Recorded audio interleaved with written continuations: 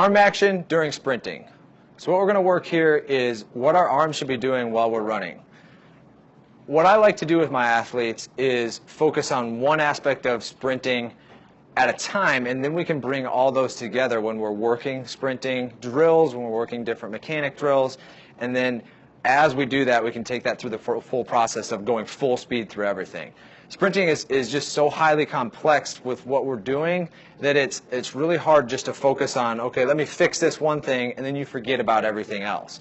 So the arm action, what we're going to do here is it's something that I have my athletes do, and I kind of give them homework. This is a very simple drill, but there's a lot that's going on. All you need is yourself and then a mirror to be able to see things. So what I want you to understand with arms is we're not going for perfection.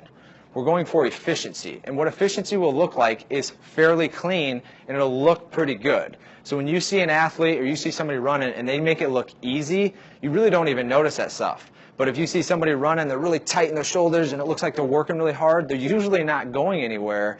And so that's what we're going for. Is it doesn't have to look perfect. Everyone's going to have their own little quirks and all that stuff, but it does have to be efficient.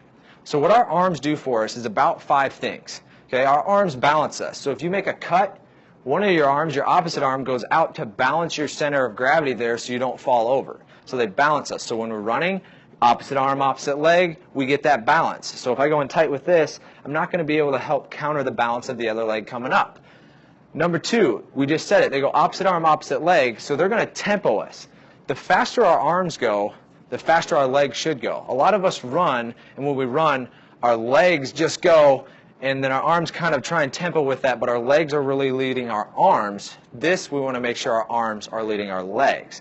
Okay, so they tempo us. They also help add force up with that opposite leg, and most importantly here, they help add force down. So as I'm putting force into the ground, just like when we're jumping, I load force into the ground. As I'm sprinting, I want to be loading that force also. So the last thing that they're going to do is help take away the work that our core has to do, because we're going to get some counter movement going on, and our core is going to work on stabilizing that and not allowing us to rotate, rather than if I just stand here and I want to keep my hips neutral, I got to squeeze my core and hold that. So we got those 5 things going on there. So then from that step, what I want you to understand is the origin of the motion of the arms comes from our shoulders. So a lot of people, if I turn sideways for you, they move their arms really fast, and it comes from their elbows, and it looks like they're going somewhere, and they're getting force out of their arms, but they're really not.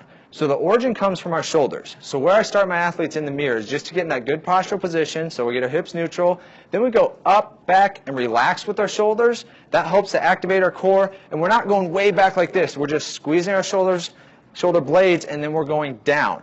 So from this position now, I can lean forward just a little bit, not over the top, just lean forward a little bit. And I'm going to work on step 1 here, is getting the origin of the motion from the shoulder. So I'm just going to ask my athletes to move their shoulder. I don't even care what the elbow does, what the hand does right now, just to move their shoulder. Now you'll notice I'm not going across my midline. So my midline is my nose, my chin, and right across the center of my body here. I don't want to cross that. But you'll also notice if I just take my elbows and my arms back naturally, it's not here and it's not way out here. It is at a natural angle. So the straightest, or the fastest point from point A to B is a straight line. So if we go back at this angle, we want to go straight to the midline. A lot of coaches, a lot of athletes are taught to run here and then out here. So they talk about pocket to cheek. That's not an efficient motion. We end up with kind of a curved line. That's not a straight line. So we want to embrace our natural angle of our shoulder and come to that midline. You'll also notice if I turn to the side, my elbow gets through my torso. So what that is there, and why I want to do that, is if I just drop my arm and I let it drop, gravity is doing that for me. I don't have to do anything. So I want to steal gravity every time my arm goes down. Okay, so we get that, the midline, we come at that natural angle, and we just work the origin of the motion from our shoulder. The next step now is from there, we're going to start with a whipping motion. So we want to get a whipping motion, and if you think about that, if you think about whipping something, a piece of rope, you watch the energy go all the way through the end of the rope. So here is your whip. From your shoulder on down, you have a whip, and we can take motion from that. We steal from gravity, we whip down, and we can let it go out our hand into the ground.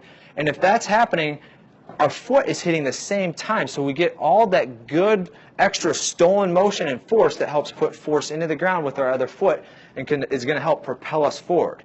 Okay, so we want to work on that whipping motion. So we just start, get the origin of the motion, and we start to bend the elbow a little bit, not going too high. So I'm not going way out here, I'm not going too high here, I'm just going about to my nose. So a lot of times I'll tell them to either cup their lip just to work on that position, or come up by their eyeball with their hands. So make sure that you're also not coming here, it's just here and back. We don't need to come to our mouth because, again, that's wasted motion.